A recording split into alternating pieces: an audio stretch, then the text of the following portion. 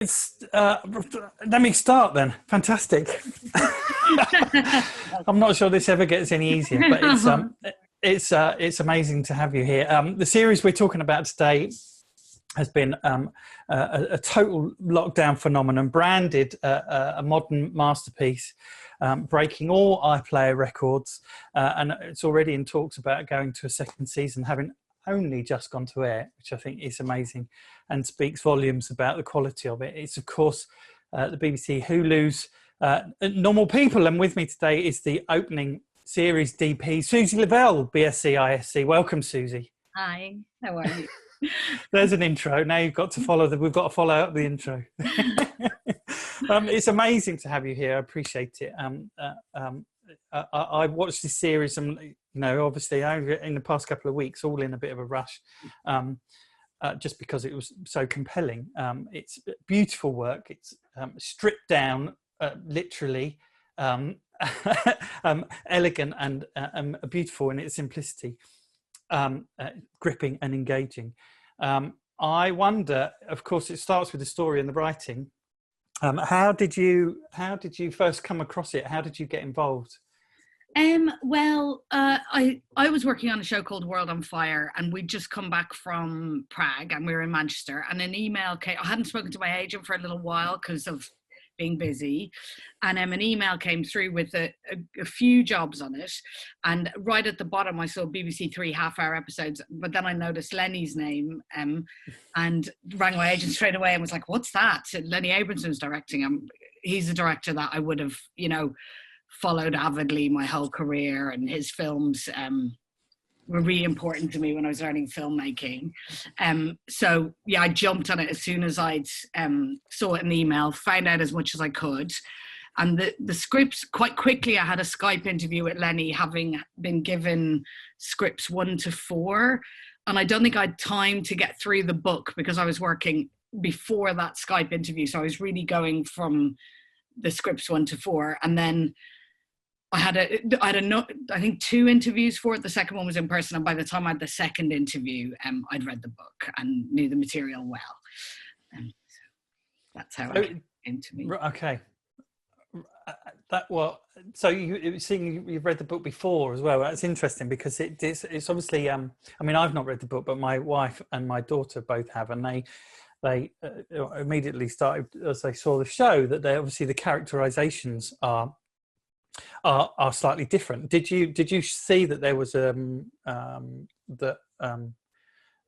slight difference in that, and how that was there a sort of discussion about that, or was it just part of the adaptation? Yeah, not so much. I think it was just part of the adaptation. And for me, being the cinematographer, and as soon as you get the scripts, that becomes your Bible. And then once I'd met the cast and attended rehearsals, that there was no other version of Marianne and Connell in my head once we'd started that process. I mean, it's sort of, I guess it adapts itself for the screen, and that's what it's still, people have said, obviously, that it's still just as effective and and engaging, and I guess it's adapted to just to suit to filming or to character or to cast, so I think it still does all the work. And you said you hadn't worked with Lenny before that. No, never.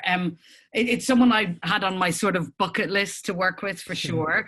No, but I knew his work well, I would say. Like, I'd seen his films a number of times, and anytime he had a new film coming out, it was super watched, and yeah, I was just a massive fan. So, and his type of storytelling and his authorship, I love that type of cinema. So, and also because of the type of stories he was telling from, like say with Garage from the Midlands in Ireland, I hadn't really seen Irish stories told like that before, and so it was very big for me. It was when I was at film school I first watched that film, and I was so moved by it. I mean, that's something that struck me from the outset is how Irish it feels. It's very and I'm not stereotypical, but there's just something very. It's softly spoken and honest, and there's not lots of explanation, and it's I don't mean Irish per se, but it feels there's just an authenticity to the language, I think, that just feels, it's not all these kind of monologuing, and it's just really gentle and beautiful. And I think that feels what makes it feel authentically Irish. Does that make any sense? I don't mean it's not meant to be offensive. It's interesting as well, I guess, with Sally's writing as well, the way she sort of writes.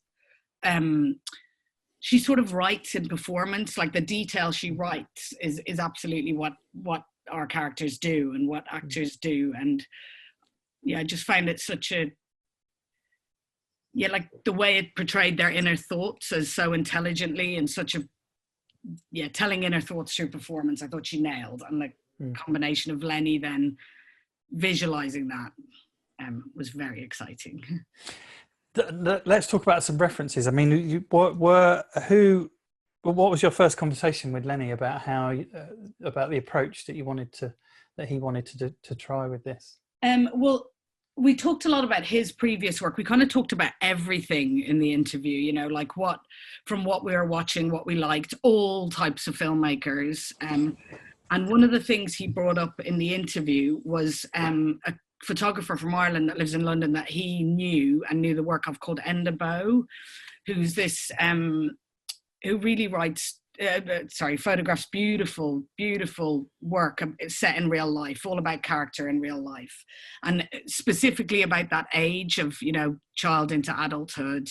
And he's very cinematic. He does a mixture of portraiture, landscape, and sort of still life, I guess, that kind of creates a visual story in these sets of photographs. And he was saying to me he really loved that work, and that would I be up for meeting Enda, and it was someone he really liked. And so ended up meeting Enda in London and finding him amazing, and really falling in love with his work. And that's kind of where the visual references started, right? And his work's really honest and real, I suppose, and kind of largely based in portraiture. And then the rest of the references kind of happened in prep, where, there was a number of things, finding the look of the show, and all of that, and also how we would handle the intimate scenes, and trying to find a language and a visual language that would help us get through that blocking and look-wise. And so we ended up at Nan Goldin, which was extremely useful reference that carried all the way. We even used to sit in the set with the actors, with the book Ballad of Sexual Dependency. The focus puller had an original copy of it, which he happened to be given by our editor, but years before, on a separate job, which was amazing.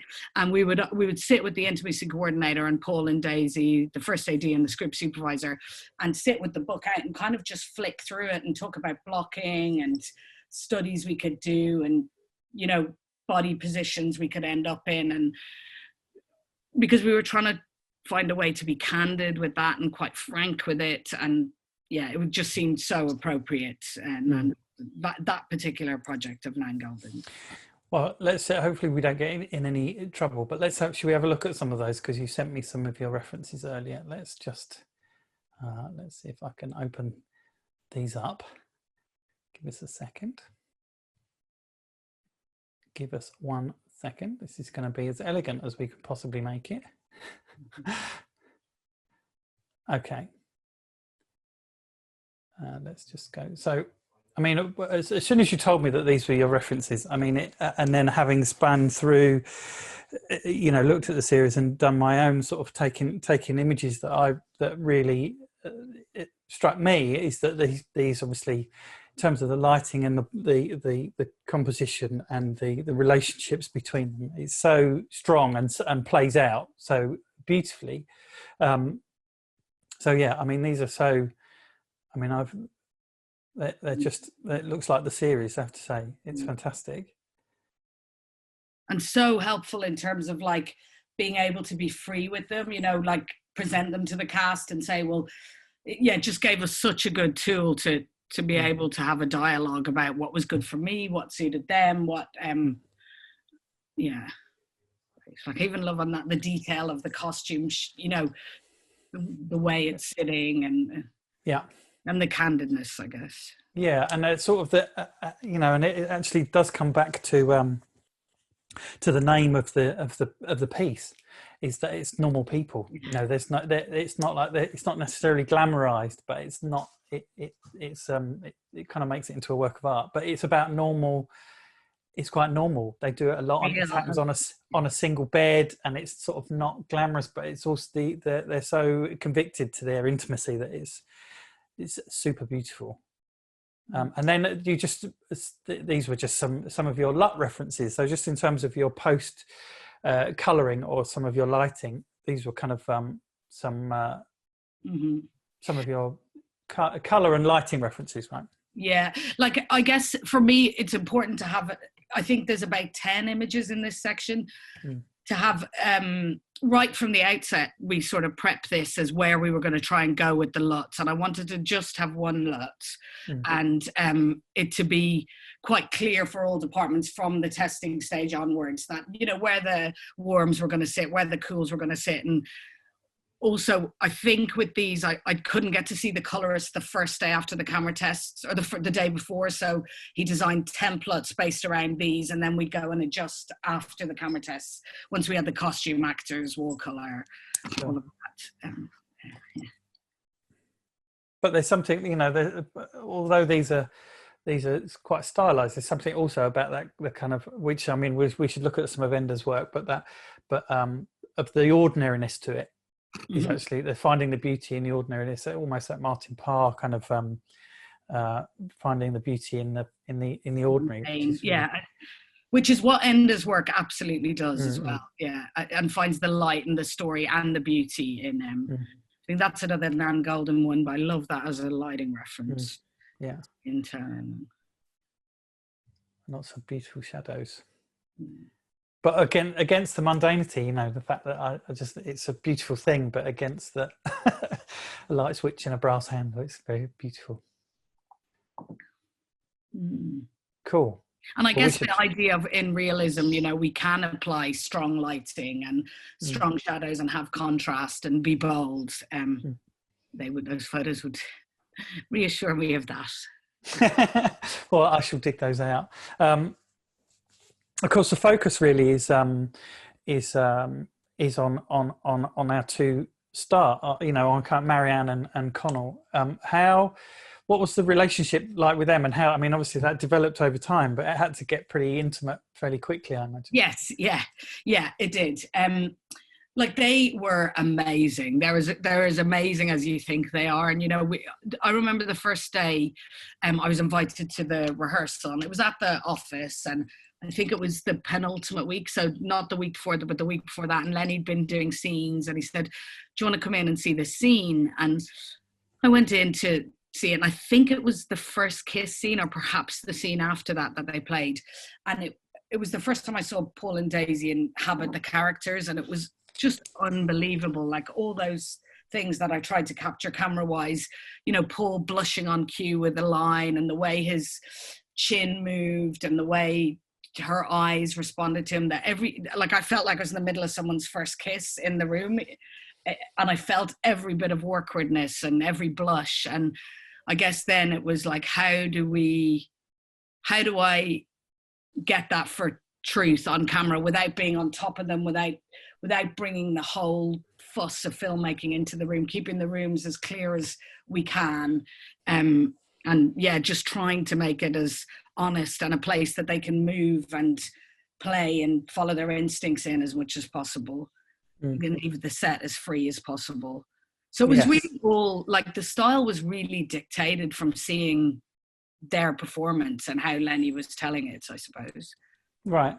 I mean, so we super inhabit their world, don't we? So a lot of it is apart from the composition, it's that we really quite quickly come into. It's quite macro, isn't it? And we're super close to them, so it really becomes about you know, the landscape of their faces, like you say. It's and I guess the intimacy and the involvement that we have as a viewer kind of comes from the handheld as well. That kind of comes. So were there rules that you came up with that when we encounter them as people, or when they start to interact? were there kind of rules that you then would keep as particular for them? So broadly, you know, we wanted to be as unobtrusive as possible, as much invisible filmmaking as possible, no unmotivated camera moves, all of that kind of stuff. But I guess in terms of our two leads, it was all about finding, you know, being able to exclude everything else but them, especially when they're in the public domain. So using the depth of field as a tool to knock the whole world out. And, you know, because really, you know, that kind of first love, if you go to school and the other person's there and you spent the night with them before and you can't make direct eye contact, but all you can feel is their presence and them looking at you and you looking at them, hidden glances. And so I guess the super shallow depth of field and that all that really mattered was each other, came as part of that building a visual language. And then when they're when they're on their own, sometimes the focus can go out and we see more of the room and more of the spaces they inhabit. But when they're together and in public, it's very narrow.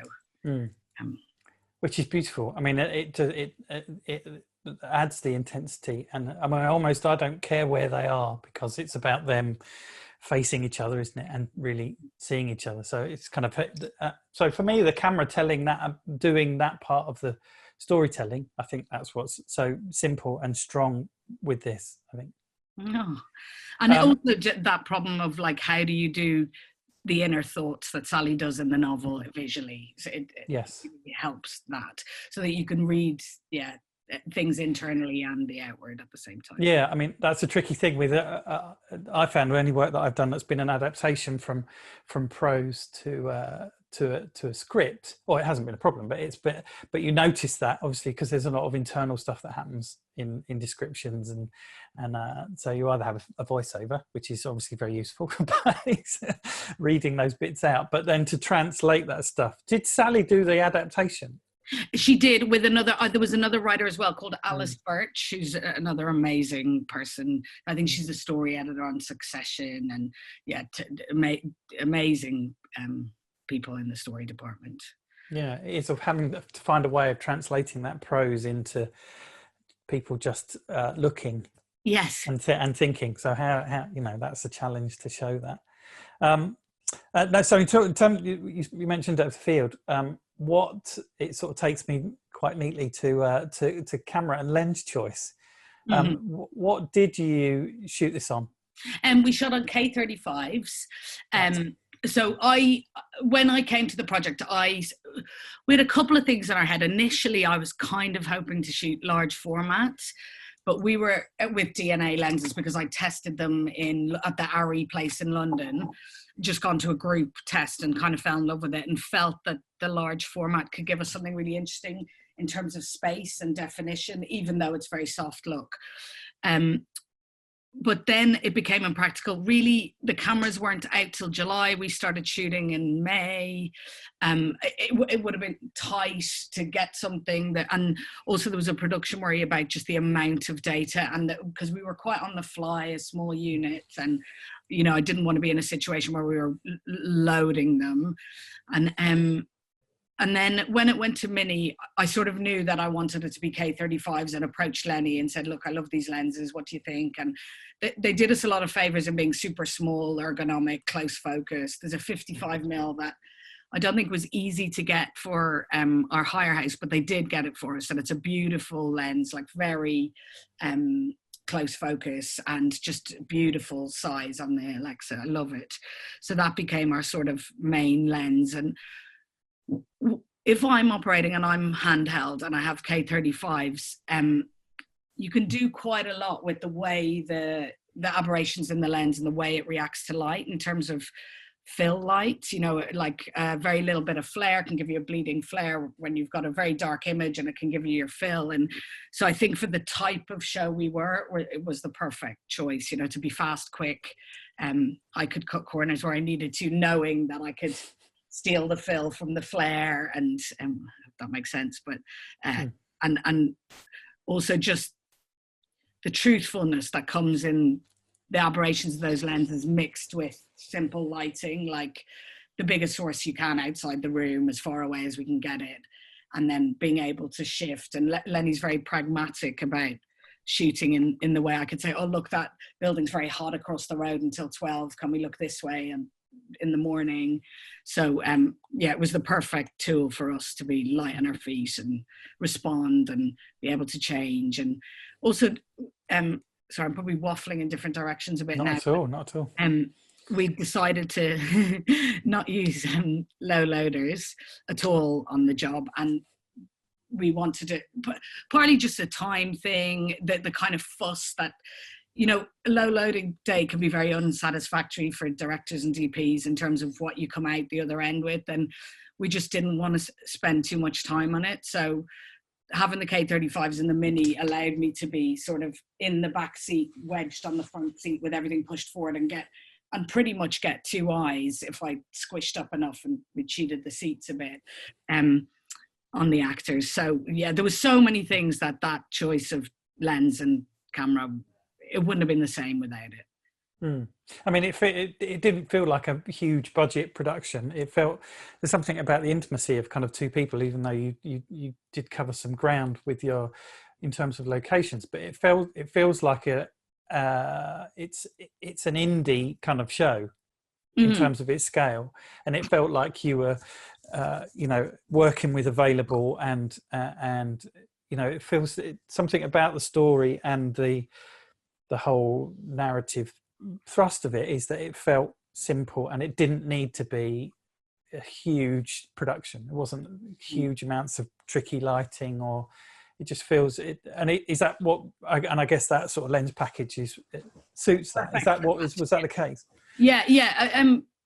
I think very much so. You know, more than anything, like, we wanted to be able to respond and have a truth to the work. And I think that, you know, I didn't want to get into that situation of having to move all of the equipment, all of the furniture out of the room to look this way. We wanted the actors to feel like they were, you know, their characters were in the real world. And so I think, yeah, I'm trying to think budget-wise as well. Like, we did have the sort of lighting package I went for, because I tend to not like lights inside if I can avoid it, partly for performance and partly because, you know, they can look sourcey and it can become a bit faffy. And so I think our lighting budget was all about like 20Ks, T12s, 110K mole beam. And then I think all the small stuff pretty much was homemade wagon trains. I think we carried an S60 and an S30, but I don't think we used them much at all. Let's check with Garrett. But yeah, we didn't, except for maybe a bit of car stuff or yeah. So it was quite a refined package, small trucks. Yeah. Well, it sounds like it suited it perfectly. Yeah. So you operated the whole thing, right? Well, so the way we set it up was we knew we wanted a lot of Steadicam and we wanted really good Steadicam, and doesn't everyone? And that can be hard on a daily thing, especially in Ireland where it's busy. There's not that many operators. So we set the show up as essentially a single camera show, and I did a camera and the handheld work.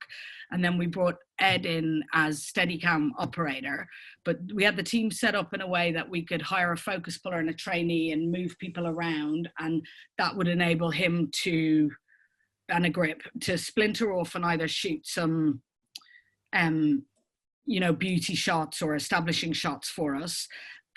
Or we'd be in a leapfrogging situation, so he'd rig the car while I did an interior scene, but we predominantly shot single camera handheld. Right. Predominantly. Well, which is, I'm a big fan of a single camera because it just, yeah. And I guess really the other thing is that it's, I mean, again, it's a small intimate story, so it's not like you're necessarily covering hundreds of people off in any one scene, but there's something about the definitive coverage, which it feels like this, and a director that is good for that. Yes. You know, in terms of being very, very direct about what they're after.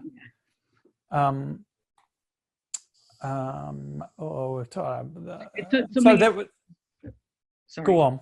Something interesting I suppose I should mention as well about Lenny's type of filmmaking and the camera choice and being able to move quickly was the idea of like, you should never be telling the audience what to think, that they should be allowed a place to read the image and sort of be an active viewer. He calls it active watching, so that we don't decide, we just present and show. And I think that comes over. I mean, Yeah. it doesn't spoon feed it to you, do I? I think that's the thing. Is that it just it gives you a chance. It's something about pace as well, and I think that's what makes this, you know, border on that word that we gets bandied around about being cinematic. And I think that the pace of this feels slightly more cinematic in that it's not all rushy and it's not all explanatory and not everyone's just telling each other what the story is, which can happen with a lot of TV. It doesn't feel heavily plot driven. And also that's quite interesting. I heard Lenny talking in an interview about 30-minute episodes, which was something interesting for me when I came to the project, you know, doing serious drama in 30-minute episodes. And I know some people have done it, but it doesn't feel that familiar. And it was interesting hearing him talk about in 30 minutes, there's so much room for tone and mood because you perhaps only have one big plot event. Whereas in an hour of TV, there tends to be much more, you know, knitting and sewing and plotting you need to do. But this format made us kind of make like little films from each window into their world, which was lovely and left loads of room for what we do in visual storytelling and space and pace and all those things. I think that reads as well because it doesn't feel like a heavy commitment to an hour. It feels like something that you can absorb, and it still feels out. You know, the half an hour is an interesting. You're right. Is that sort of serious drama tends to go to 45, 50 an hour, doesn't it? It feels like it has to be. And then it makes for a very long series. Because I guess that's the other thing as well, is that how long did you shoot for if you were doing half an hour's? We had, I just looked at it today because I couldn't remember. We had 48 days for block one. So like 8 days an episode, but that did include like traveling to Sligo and sort of working out how we were going to approach the intimacy, which we decided not to put any sort of time restrictions on. That first time we did it would just take as long as it took. And so it was good in terms of having a, you know, not feeling totally bash all the time, but it was definitely the right amount of time for that. Which sounds like you almost had as much time to make it like 50-minute episodes, but to do half an hour's. Yes, yeah, almost like there was a lot of complications because of the amount of scenes, so like moves in the day and things like that to make it all work. It wasn't completely generous, but it was good schedule, right? The right amount of time we needed. Of course, we'll always want more, won't we? Yeah, of course. Yeah. Of course, it's never enough time. But then maybe there's always an argument as well about timing. Forces you. You know, we all need kind of restrictions and parameters to give us a framework to. Otherwise, I would just keep go on all day, tweaking lights until it got too dark. I suppose it was well scheduled, you know. And I guess that also comes from the production company being really familiar with the director. You know, they've worked together since forever. I think they've produced most of Lenny's work. So yeah, it's nice, good that that's a good thing, working together. Which takes me actually to your team. How big was your team, and because you shot in Ireland, all on location in Ireland? Yeah. Was it your usual team? A good few new people, and people I hadn't seen for a while, but my focus puller Andrew Riley I've worked with a lot over the years, kind of in and out. He's got, you know, big career. He works with Robbie Ryan a lot, and so he's not always available, but when he is, we try and work together. And he's like, I've known him since I was making shorts years ago, and he's wonderful. And I guess for me, it was I knew how hard the focus was going to be straight away. I knew I was going to be operating, and I knew it had to be invisible. And like, he's such a story-driven focus puller. Like he's in the scene. He's not thinking about the focus. He's thinking about the scene. And so I was absolutely adamant that I wanted him, and it turned out production loved him, and he'd done The Favourite for Element and all that. So that was wonderful that we could get him. And then his loader was new to me, but Andrew knew him well, and they turned out to be great. The whole camera department were wonderful. Ed, I knew a little bit from London, Ed Clark, the Steadicam op. And I knew a lot of his like his close friends and peers, like Joe Russell, and I sort of knew the crowd quite well. So I was delighted to get him, and he was hard to get because, it was a long time in Ireland and not operating every shot and all of that sort of thing. But thank God we had him, and I really, really love his work in the show. Like he makes it, and he's such a beautiful operator and lovely personality. And then Garrett the Gaffer was new to me, and it was a production suggestion, and I met him and liked him, and Lenny knew him because he'd worked on, I think he'd worked on Garage, or anyway, they'd worked together and recommended him. So then I met him and really liked him. And I was, it's always interesting, that conversation I have with gaffers at the beginning, where I kind of say, well, I'm not going to bring in sky panels or floor lights. And if I do, it'll only be in the evening, and it will just be wagon trains, and we need to make those. And it's always, and he didn't kind of bat an eyelid with that. And, he really understood what I was trying to do and keep the equipment out and go as naturalistic as possible. And he was great, like, because we had many lighting challenges in terms of the time of day. Like pretty much we could only shoot till 11 p.m. Maybe one day in Trinity we got till 11:30 because of rules in Ireland and unions and turnarounds and all sorts of things. But it was the hottest summer really I've known in Ireland for ages, and it wasn't getting dark till sort of 10:45 some nights, and we'd have maybe 1.5 pages of night to try and do. And again, a really pragmatic director. He understood what my problems were, and therefore we had to shoot at the wall while it was light, and I had to put a 12 by up and then cheat tungsten, and then we had to turn around at this time, and we had to be on the wide shot at that time. But it really worked. And Gareth came up with some lovely ideas for the interiors, where we had like I'd use 8x4 acrylic frames, or cut to the window size of acrylic frames at different densities to sort of play evening or night for day. And we couldn't get acrylic frames made in the timescale we had. So he did some great things of, custom making frames with different NDs, and they were very invisible in the swapping on and off of those as the light dropped, and the practicals coming up, and keeping everything the right color temperature, because with tungsten, that's ever changing. So yeah, he was brilliant. Cool. That's very good. Short question. Let's look at some pictures. We've got tons to look at. This is great. Let's just go full screen. So some of these are obviously things that are not necessarily production stills, but they're rather beautiful little intimations. That's one of Enda's, yeah. Right. Photography. Loads of these are Enda's, in fact. Oh, right. Okay, cool. So this is almost from the very beginning. I mean, I went through the whole 12 episodes. So there's lots to look at, but I think hopefully I kind of picked out some kind of what kept leaping out to me really was about the intimacy and about the portraiture, and then about the composition and the lighting around that, I think, which was just so, it was so intense. I mean, this is that kind of that depth of field and the proximity, it's kind of wide and close, which I really, really loved. And then, like I said, as soon as you mentioned the idea of Nan Goldin, and then and then having thought about these stills, it's all it's screaming that the reference, which is fantastic. Oh, great. And you mentioned the car work. I've recently very gone off process trailers, because they are time thieves, as you say. And it's always just almost next to impossible. But did you were these were self drives as well then, were they? So they were hook mounts and actor driving. Always a closed road.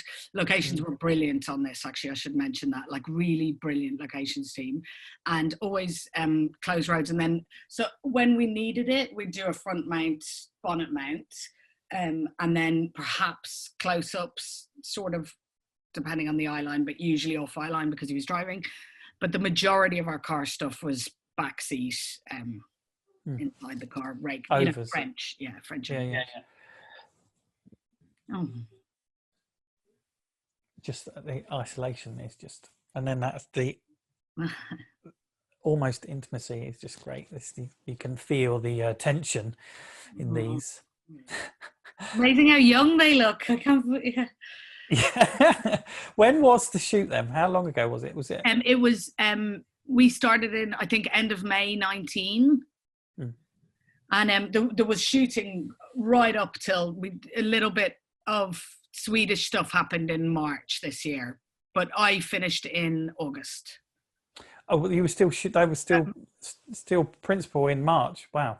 A little stuff they couldn't do earlier, that they couldn't go to Sweden. I think it was too much snow, so that was done recently. Too much snow. It's always the way. Always. I mean, we can. I just love these the just the little tiny vignettes of intimacy. It's just beautiful. I guess that thing with the K35s is very visible in all those shots where you just, I was using milkiness instead of fill, I suppose, and using it as the fill. Like here, you can see it. Yeah. So this is a night car interior, and this was process work as well, was it? Sorry, so this is on our last day. This was a scene that kind of, those scenes that follow you around a bit, you miss it for whatever reason. And then, so this was the very last day in a shed somewhere in Dublin, that we did Poor Man's Process. And so, okay, cool. You sent me a video of this, didn't you? Let's try and make that work, because that it might just, let me just get that, see if I can open that in, let's see if QuickTime will work. Oh, hang on. Stand by, caller. Your call is important to us. Hang on a sec. Let's see if we can make that work. Can you see that? Yep. Can you see that? Okay, let's try and make that. Oh, where is it? That one. This one. Let's see if this works, because this was a bit. So that's Lenny rehearsing. It's a bit jaggy, so apologies for that. But and I guess you can just see the chase. So it's Asteria tubes, and then the mirror box, nice sturdy mirror box. And I think the car's on skates, and we're shaking it. Right. And then I'd imagine that on the take there would have been someone in front of that sky panel doing silly jazz hands. Jazz hands. Jazz hands. That's the poor focus puller, Andrew. That's his usual face after a take. Well, I mean, I apologise for the jitteriness of that. It's not what it's like in real life, but I think we can just step through. You just get to see the idea that, I mean, that's what I've done this a couple of times now with those tubes. It's a godsend to be able to program those so quickly, to be able to do that, and obviously having the rain on the windows just gives that little bit of depth, and it picks up the highlights, which is just, and I think we also had like a 300, right at her eye height with the doors off on a dim that someone brought up and down a little bit for a flare lamp, just as we, Yeah, and then a bit of the car in front's brake lights. Yeah, Awesome stuff. Yeah. So simple. First AD, Darren. Well, let's look at. There's more. We'll jump back into these pictures, because there's loads to see. It's just gazillions. Hopefully,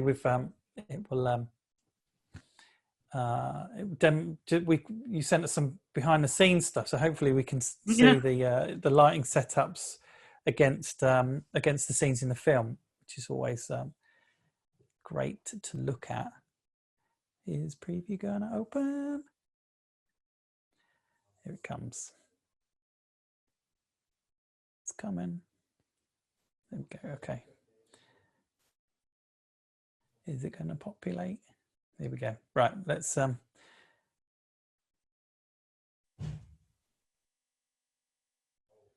we go.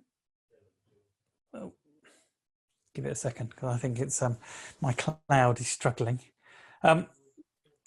So what time? What you shot in May? Is that right? Did you you struggled with times of day?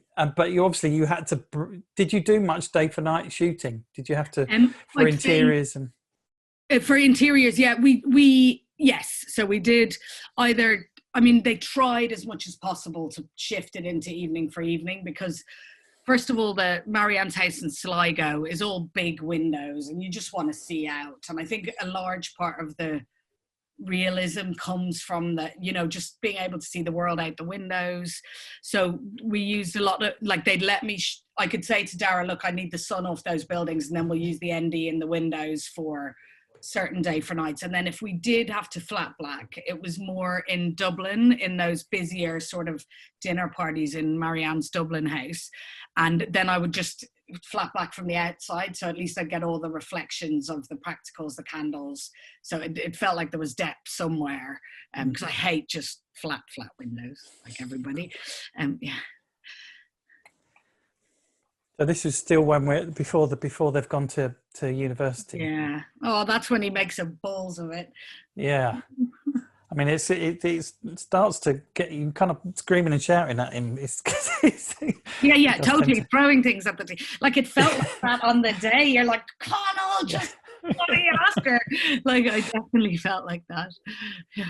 This is a great shot. I mean, just the fact that we can see that what you did with this. I mean, it's very simple. It's not an easy space to do much with at speed. You know, I had quite a lot of nightmares about that because, you know, in the school we were going for this light and airy thing, and I was so dependent on the natural light. You know, could always put in the contrast from a big source far away, but the fill was usually natural light and just thinking about where the sun was. And here, every window except the tiny bit of one that's in shot is painted with black paint everywhere. It was basically a black box, and it was like I was really worried about it but not being as naturalistic as the rest of the material. And yeah, I would have liked to make a hole in the wall there, and would have been happy, but that wasn't going to happen. The other thing, I guess, even if you've got a gantry, if you've got rigging points up here, you could have hung something, but then you're into it's a whole number for rigging and getting machinery and access and all sorts of stuff. And also, this space was where we built Connell's bedroom. So I think they had to get that out like over the weekend so that we could do this on the Monday. Or I think. So was that you didn't? So you didn't shoot on any stages at all? No. So the only set we did in my block was Connell's bedroom. That we put in here. Which was great, actually, because I just loved that it could be rigging while we were working in the school, and we could, you know, pop in on lunchtime or wrap and think about how we were going to use the space. It was there for them to rehearse if they wanted it. Yeah. I love trying to just contain stuff so that you can keep an eye on things and everything's accessible for as long as possible as the unit is there. And yeah. Yes, that's smart. That's good stuff. Oh, Dublin. Yeah. I love that. I mean, that's just, it's, oh, is that going to go back? Oh, there it is. Just a single source. Love that. Yeah. Beautiful stuff.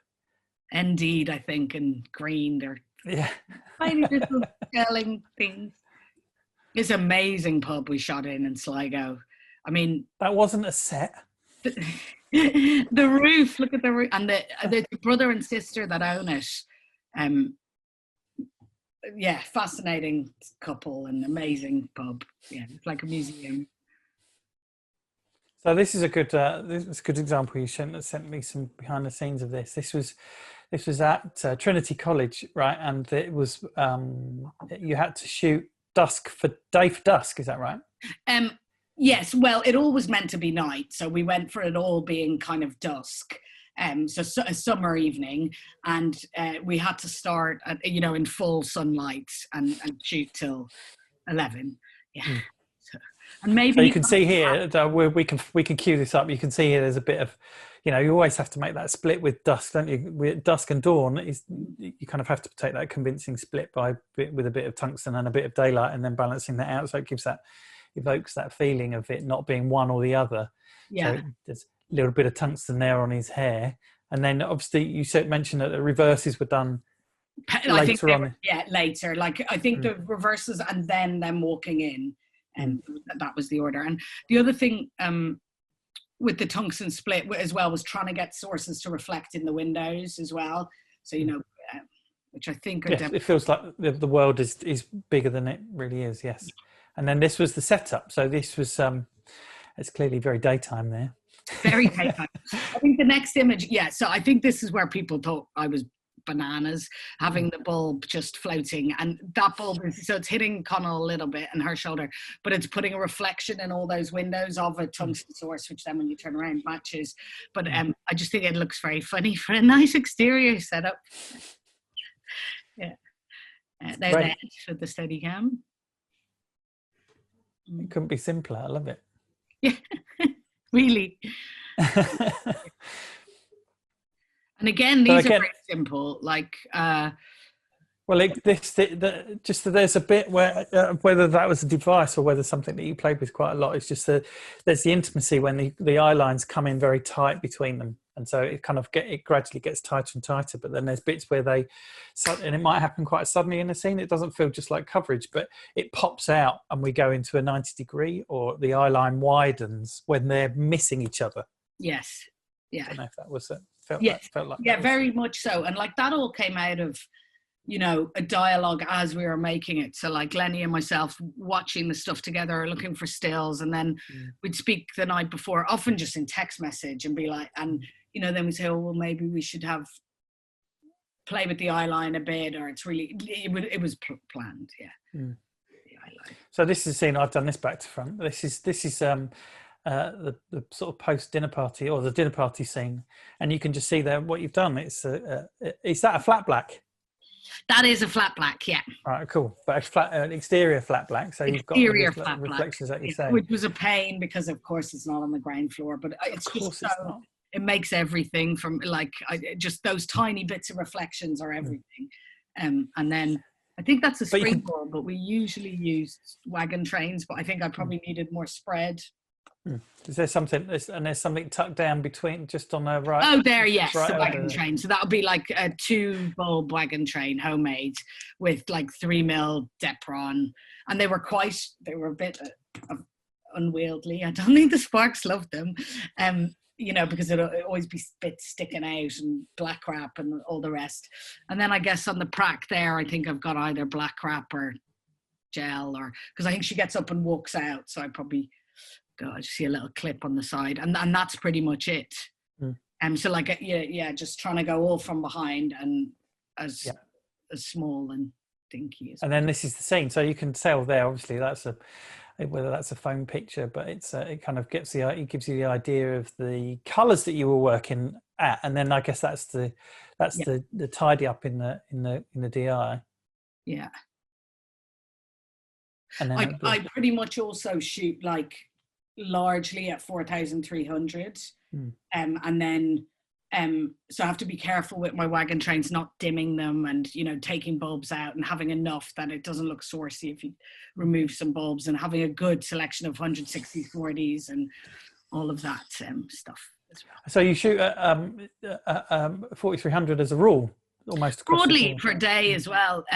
Broadly, like not always, but I'm pretty sure most of this would be 4.3, 4.7, or maybe 4,100, 3.9, but all in that area. Yeah. Why is that? Because I use tungsten, I think, for daylight work, and I really like what it does combined with my LUT to the blue end of the palette, and I think it helps keep the reds from popping too much, and it just works for me with my LUT and tungsten. Keeps daylight cooler and tungsten warmer. I'm a big fan of warm interior lights. I like the fall off cool and the skin tone holding its natural color, kind of. So it helps with that. If you get magnolia boards and then tungsten. Yeah. Cool. These are just some more, just because this is a montage, I think, isn't it? It's some great frames and some beautiful, like you said, it's not really very little fill off the key, the big window key there. Yeah. Oh. And then just these sort of single intimate phone conversations. That's just, I mean, the coverage was very elegant. You know, it was very stripped down. Was that a real something that obviously came from Lenny? Yes. Yeah. I mean, I think we sort of knew we didn't need loads of coverage, just the right coverage. And yeah, I think he absolutely knows what he needs to shoot a scene.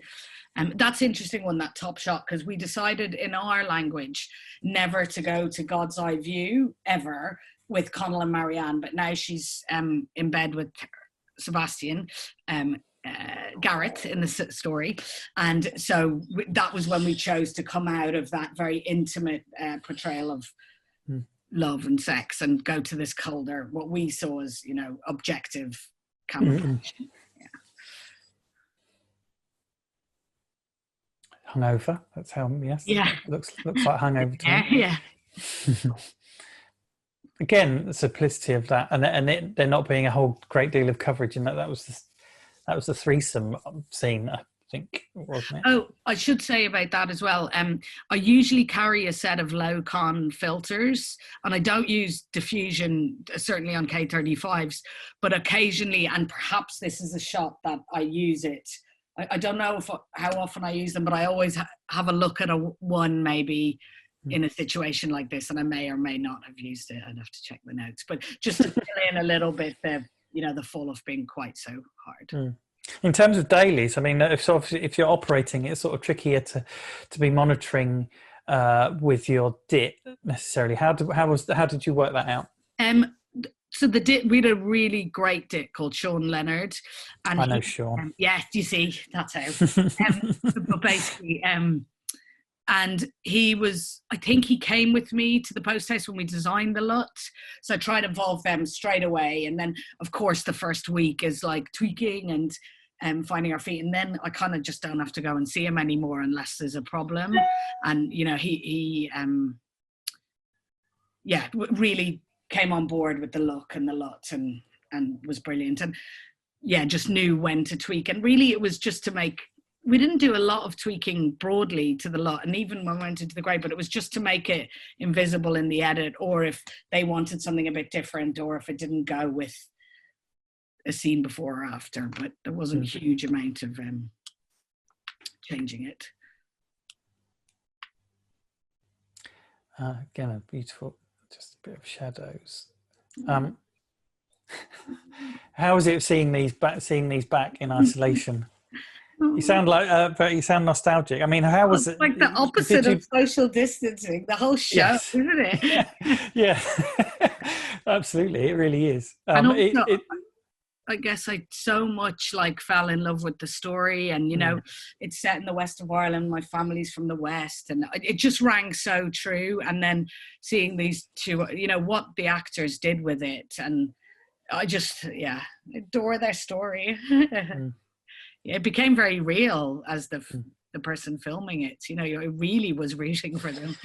Yeah, I mean, I guess that's really part, especially with a project like this, is that it's so intimate, and you really go on the journey with people, and that's filmmaking for me. You know, is taking part in the story almost. So as, especially if you're operating, you're kind of witness, or you're almost a character who's observing. You're at such close quarters.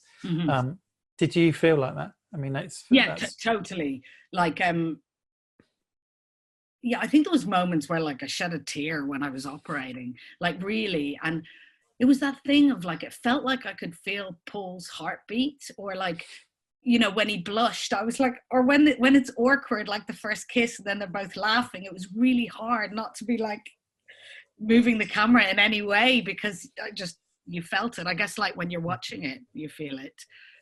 So yeah, I felt hugely privileged to be watching this thing take shape, I guess, and be a part of it, and also to be allowed to be free with the camera. You know, Lenny was such a great director and let me in the collaboration a bit, that I wasn't afraid to reach or move while I was operating, and that's really special. That gives it a freedom and you know, you're able to move to the place you think is right. Did you it was blocked with the actors, but then you're obviously giving them as much space to move around if you're keeping as much stuff off the floor as possible? Absolutely. But again, like that would come from, I'd go to the set, Lenny would come, the two of us would just be in the space. He'd be like, is there a way you like shooting? You know, he's wonderful. And you like, well, I really like it towards the window. Marianne look cool here. But that might change. It might not. He'll try and get it to that place. And if not, you know, it's fine with me. But he's very pragmatic in letting everyone have what they need to do the best they can do, which is amazing and wonderful. Yeah, well, absolutely. It sounds like a dream thing, really, to the fact Like, that you're making those things. It was a total dream job for me. Yeah, I loved it so much. Yeah. So you said, is this going into the second block now? So this is now Kate McCullough's work. So she did 7 to 12 with a UK director called Hetty MacDonald, who you might know. And she, so they did block episode 7 to 12. And how did you hand over to that? How does that work? Well, when I was on board, Hetty had already been hired and they were looking at DPs, and then I think there was some interviews, and I was delighted Kate got it. And then during their prep, I think started officially when we started shooting. So they had access to all the dailies, and they came to set. I met Kate for a few beers and chatted, but really, I guess it was just being there for what they wanted, or if they had any questions, but also making it feel like they could just take the reins and go for it. And, you know, their material's different. The story goes a lot darker, that our characters grow up a bit. So yeah, it felt, you know, I would have done the whole thing if I could, but that was never, actually, I was lucky to do 6, because initially it was going to be 3 blocks of 4. When I first got the project, I think due to Lenny's availability and so forth, and then it got moved that he was doing 6 episodes. So I felt lucky to be doing 6, and I loved it, and it was hard to hand over because I enjoyed it. But it was, I was delighted for them that they got to take it. Did they make any major changes? I mean, I guess, like you said, it's an opportunity because the narrative changes and people grow up and they go to different places, that it gives them an opportunity to change the elements of the flavour. But ideally, you know, it still needs to hold. You know, there's still, you've kind of set up a show look. Did they change any? Did they change the kit, or did they? Yeah, oh gosh, sorry. They shot a lot more 2 cameras, so they hired a full-time B team, and I think that's the way Hetty likes to work. And I think that's her kind of working method. And then they got some additional lenses, because with the K35 we were jumping from 35 to 55 mil, and I think that they were worried about some of the spaces, specifically in Italy, so they filled in the gaps with some other lenses. Oh yes, the world gets big all of a sudden. We jump out to Italy very briefly. This was all this. You didn't very jealous of Italy. Yeah, very jealous. Yeah. Oh, gorgeous. Yeah, I didn't do this. It's beautiful, but I didn't do it. It's beautiful. Yeah. Oh, yeah. There we go. Then we get into that. And it's that view, and oh gosh, yeah. It's when they're full. But it is. I mean, when you talk about it in that language of being objective, and it's not. This is not them at their best, you know. No, not at all. Yeah, so it works really well, and also shadows her bad sex she had with Gareth in our episodes. Oh yes, and then Sweden, of course. Yeah. Beautiful. So did you shoot any of Sweden? Yes, I did. Because I did a good bit of the exteriors in Sweden with Lenny, because they were in the edit, and so we did that section. It swapped around a little bit, and that was amazing. We're in the north, where we were in this place called Luleå, where it's a sort of islet that basically you can be in the town and see a frozen sea on either side of you, and the sea is completely frozen, and that's what she's walking on. Right. Wow. Yeah, it's amazing. Yeah. Oh. Mm-hmm. Back to a single bed. Yeah. I didn't work with that actress at all, Helen. Oh, really? Yeah.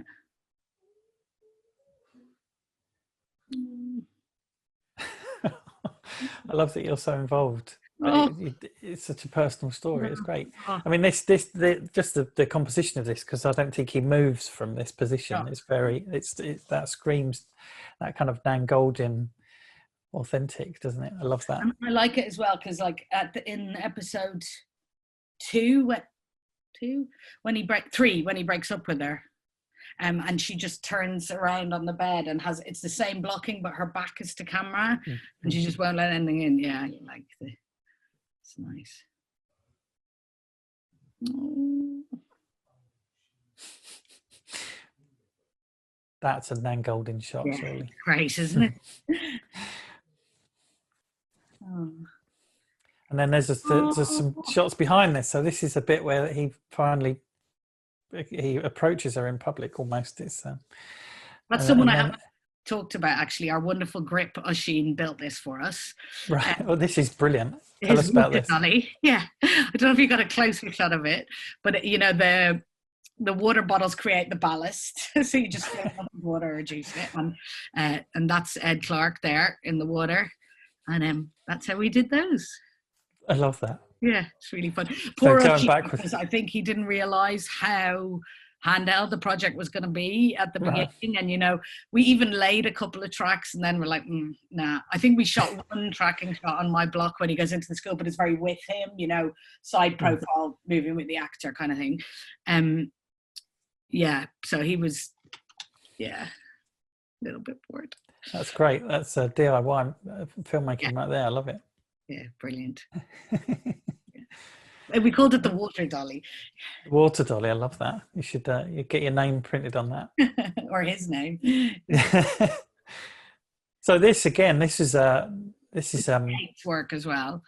Yeah. So we're back to, I mean, it's almost a direct Nan Goldin reference there, back to the single bed. This is towards the end of the series.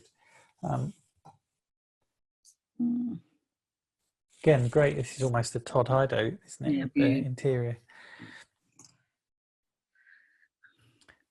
No, mum. And then the final scene. We leap to the final scene, which is just, its simplicity of that is just amazing. Right ending, yeah. Oh. And then see, they are friends. Oh. They were great for each other, actually, in terms of support, and just brilliant together. Yeah. Oh, look, there's Lenny on the right sitting down, and all the guys.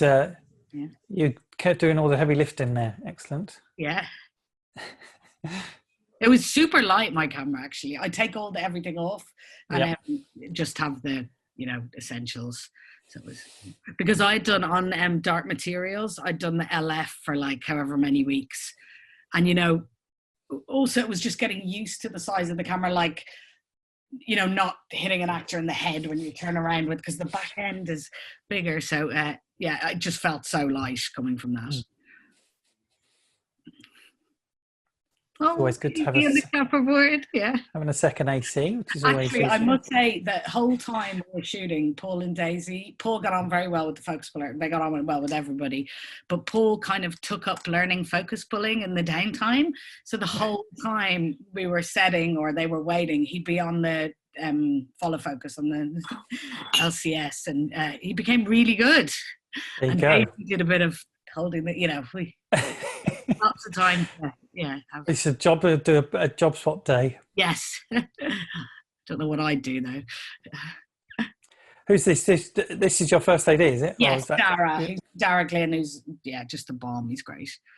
And did he work with Lenny before? No, first time for him as well. But he I think he's only in the last few years transitioned from third to first, but he did the last bit of Game of Thrones last year. Right.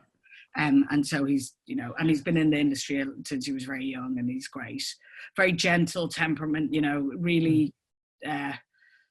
Lots of support for you, because it sounds like all the team needed to work. So that's important. And kind of understand how each other was going to do it. And like, this is us in Trinity, and Trinity for that one, yeah. Locations. I mean, it's blooming hard to get into, and those libraries we shot in, I think we're definitely the first TV show, and with the Berkeley, potentially the first shoot in there. I think that's the case, which is that Brutalist library, the really amazing one in episode 4 and 5.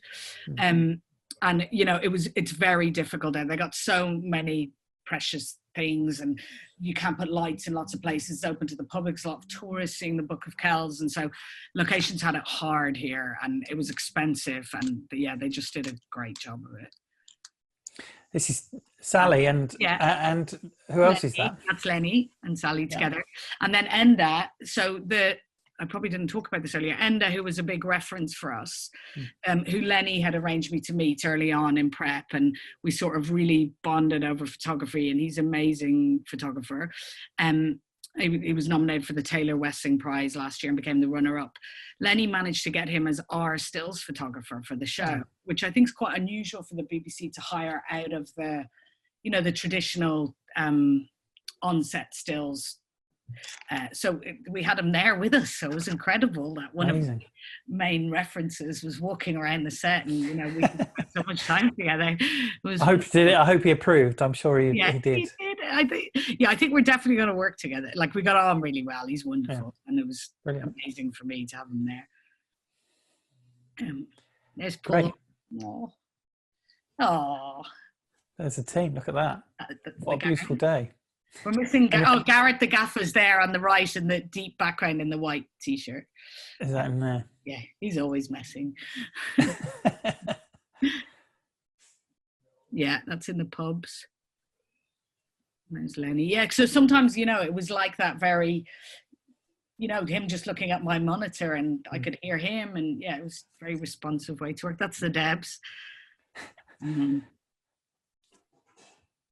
That's funny with this project. Like, when I read it, I never saw Endless Sun. I just didn't think that would ever happen to us, shooting over 2.5 months in Ireland. And I'd say 90% of the days were blazing sun. And I sort of couldn't believe it. And it was like this scene, I think it's scripted in the rain. It felt really overcast, and it's riding and heavy and blazing sunshine. And yeah, so it was a challenge.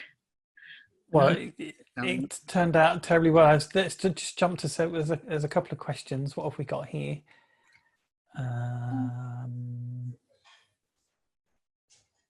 Oh, that's a good one from Kate Reed BSC. Hello, Kate. Hi, Kate. How much rehearsal time did the cast have with Lenny before you began shooting? Oh, I'm probably not exactly right on this, but I think they were full-time in Ireland. Like, Lenny met them a bunch of times, obviously, and they tested together and all of that. But I think the actual practical time on the ground was maybe 8 days, including fittings and all that kind of stuff, maybe 2 weeks. And I think, you know, they were quite relaxed as far as I know, the rehearsals. So we got everything back in where the production offices were. And so he could just rehearse in his office, so it was quite loose, and then they could go off to costume and, you know, get fitted. And the way we set up the camera testing, which was a big, I'm really into testing, and the way I like to do it is at the production office in the last 2 or 3 days of prep, so that everything and everyone's there. Lenny can be rehearsing, they can pop out in every costume, hopefully have the camera team there so they can continue testing if they're happy to there, but have actors pop in and out through the day, have access to the prop store. Hopefully SFX will be there. Like, we didn't have much SFX on this, and I think props were doing a lot of it, but it was like, you know, steaming windows or raindrops, or so we could test all the, you know, introduce the designers and everyone to the LUTs, make sure that was working for everyone, do costume, and then lens and depth of field tests. Like, they were quite on the fly, and we go outside for a handheld walk, but we try Connell in a group scene at different, you know, 2.8, 4, 1.3, all the way to bring up that discussion, you know, what we were talking about earlier in terms of being able to isolate them so there was only each other in the world. So that all came out of a kind of gentle 2-day getting to know each other, them in and out, and us just kind of testing and playing, and me getting a chance to make sure I was going to be tall enough to do the handheld with Paul and all that kind of stuff. That sounds like a good idea, to be able to mix all of those things and to be able to do it so it works for every department. Yeah, it's so important for me. And also it just breaks the ice with everybody, like the cast know. And if you can have it, because I don't like when it goes formal in a studio and they come in and they present themselves for their costume test, and for the type of work we are making, trying to keep that as loose as possible, and that people, you know, every department felt like they could just come up and look in the monitor and say, well, oh, is the blue going to be like that? Or, you know, just to make a place of dialogue more than telling, I guess. Yeah. There's a limit to how many opinions people can have, but yes, I know what you're saying. Yes. I mean, the key creatives, yeah. I guess the only thing I can hear my focus pullers shouting at me is that, but is a camera trying to prep camera, not at the camera house. Yeah. Would, you know, so it almost, I totally think it's a brilliant idea, but it almost like you say, it needs to be almost the end of camera prep. And also it has to involve a process that I go to the line producer and go, you know, the way we did 5 days in the higher house, can we go to 6 or 7, or can they do 4.5 there and then ring the folks, would you mind if it'll be better? And I swear I won't annoy you. And he'd be like, yes, you will. You'll be grabbing the camera every 5 seconds. And so I think on this, I think that they just, and I'm pretty sure maybe they had the Friday and the Monday to Wednesday in the higher house, and then they came to us maybe even lunchtime Thursday till Friday, or something like that. Like there was give and take. Yes. But yeah, they would have preferred to be at the higher house. And yeah. And actually the other thing was the Friday before we started shooting, which I think was really important for a show like this. When I was working with a new gaffer, Lenny was working with a new DP. We hadn't worked with the first. The Friday, the first location we shot in was Marianne's house in Sligo, so the beautiful house. And we got all elements out there on the Friday. So I think cast came out, we had them for an hour or two and just, you know, shot them in front of the window in the school uniform. Lenny came out, you know, that meant all the monitors could get in, all the cables were out of the way. He could be happy with what, you know, and I could see how he was going to work, what monitors were they really going to stand at, and the actors can feel the space, and I get to play with the lights with the gaffer a bit. So, yeah.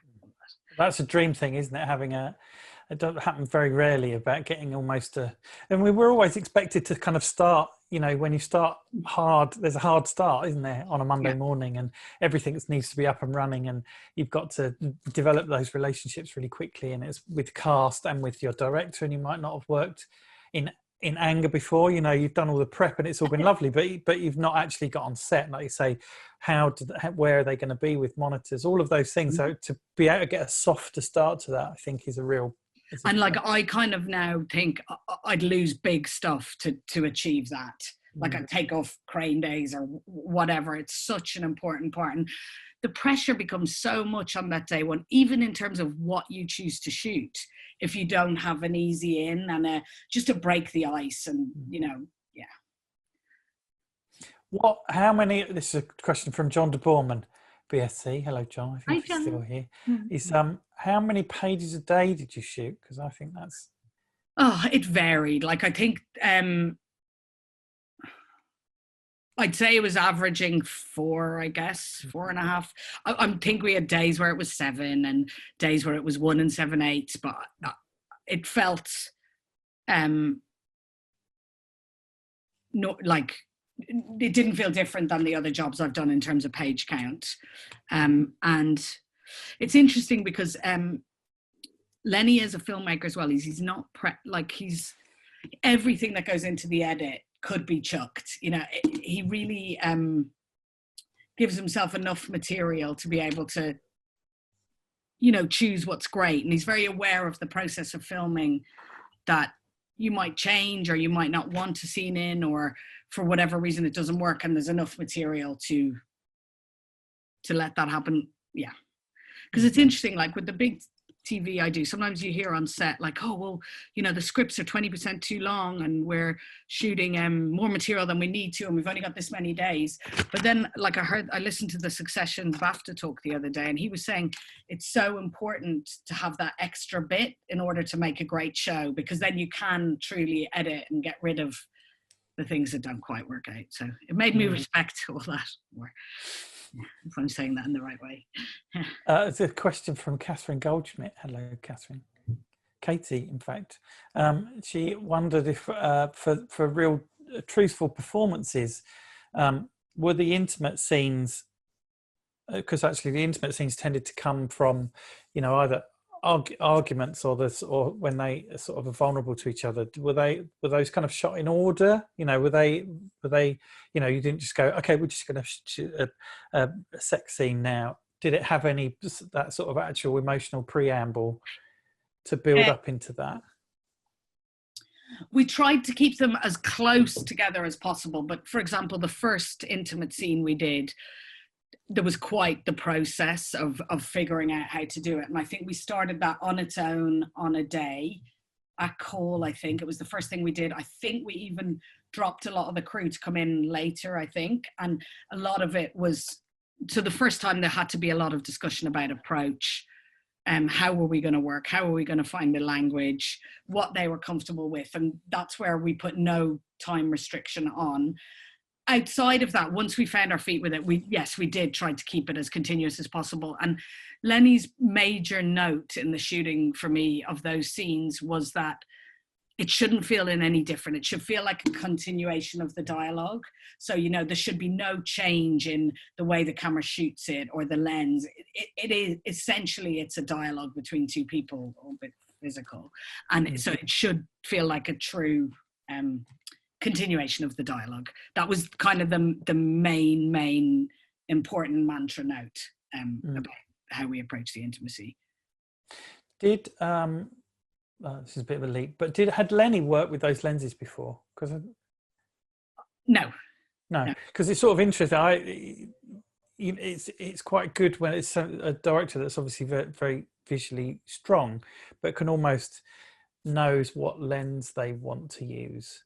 Or is that something that you kind of developed once you demonstrated? Yeah, like and even that was quite, you know, again, it felt really organic. Like I'd be like, I really love this lens, and then we'd get it on and show it in that test day, and then we'd go for the other one. He'd be like, well, I love that, and it was a continuous dialogue all the time.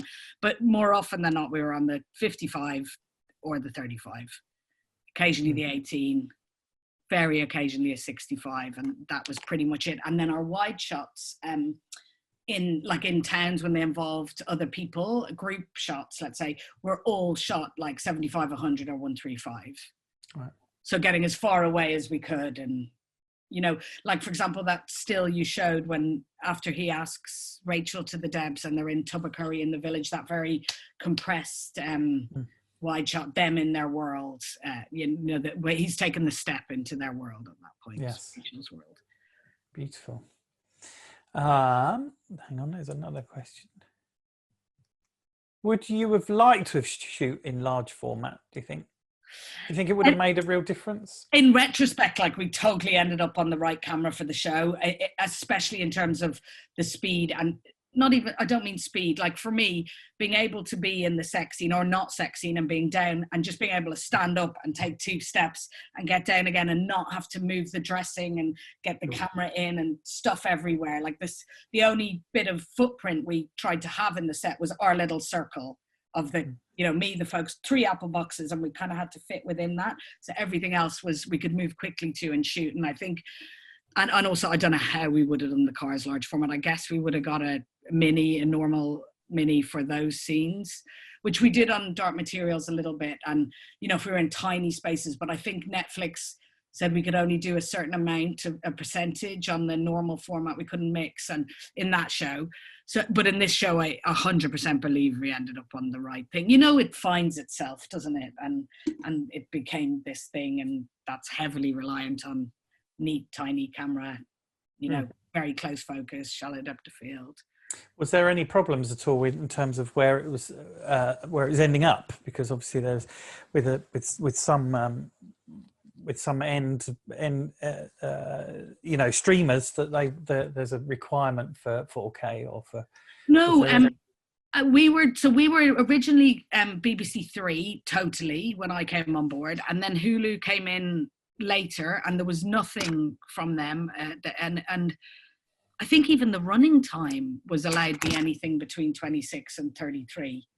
I don't know if that was originally the case, and then, but yeah. So I think it was, yeah, no problems from my end on that. Yeah. And just to the grade, how much work did you obviously how much of the grade did you get to do? I got to do 2 sessions with Gary, and I wasn't there for the main day. So basically, then he's so great, you know, like he'd let me, I was on another job and he'd let me come in on a Sunday and take up his whole Sunday, and we would set key shots for every scene, and then or we'd just get into a bit of it, and then he got to know it, and he's done all of Lenny's films for ages, if not forever.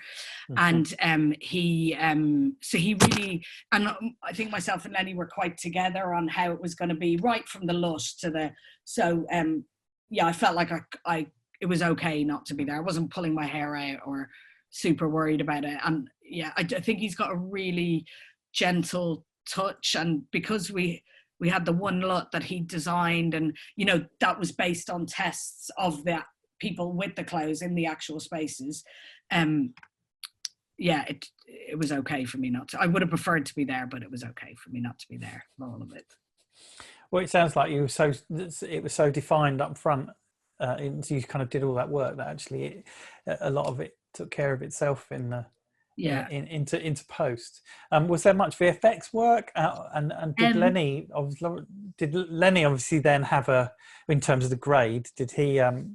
Like he would have been there for every bit of grade and sound. And interestingly, I think they finished a lot of the sound for the very end stuff in lockdown. So I think they did some sound mixing certainly for block 2, and I think a bit for block 1 in full, you know, where they had to bring the gear to the people's houses and do it all by Zoom. So it's amazing they got it finished, really. Yeah, and yeah, he's all over it, you know, like he really is. Yeah. Cool. So, well, I loved the show. I loved the writing. I think the honesty and authenticity of it is just it screams out. And I think it sounds like you enjoyed yourself on this show, and it was something you really fell in love with to take part in, which is it can't be better, I guess. No, yeah, totally. So I wanted to say congratulations for me, which was amazing. And because you don't live in where do you live? London. Live in London. Yeah, so it was just so special. Yeah. Brilliant. Wow, what a spring summer to remember. Yeah. So yes, congratulations, Suzie Lavelle. That was just beautiful work. Thank you for joining me. What's next for you? Do you know what's coming out of? I mean, none of us know really, I suppose. No, we're hopefully we're going to do Sally's other book called Conversations with Friends with lots of the same people. So Lenny's doing it, an element. So but I don't know when or how. Or I hope it. Yeah, I can't wait to go back to work, but I do think it's going to be a bit different for a while, isn't it? And it's also like having a project like Normal People that, as I say, was made so intimately. Yeah, it's hard to imagine it in PPE, but let's see. Wow, yes. Yeah, we'll adapt. We'll make it work. Yes, absolutely. Well, thank you again. It's been a pleasure. I hope it's not been too stressful. Appreciate you taking the time. Thank you, Suzie. Thank you. Take care. See you soon. Bye. Take care.